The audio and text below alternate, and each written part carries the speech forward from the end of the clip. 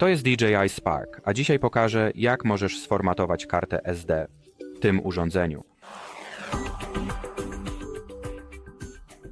Pierwszym krokiem, który musisz wykonać, jest wejście w widok kamery w aplikacji DJI Go 4 na swoim urządzeniu mobilnym. Następnie dotknij ikony poniżej migawki lub raczej ikony poniżej migawki. Następnie wybierz kategorię sprzęt. Jeśli jesteś w trybie nagrywania wideo, wybierz kamerę wideo. Jak widać, opcje pozostają takie same niezależnie od wybranego trybu nagrywania, a stąd po prostu dotknij opcji Formatuj kartę SD. Następnie potwierdź naciskając OK. Poczekaj sekund, aż Twoja karta SD lub karta pamięci zamontuje.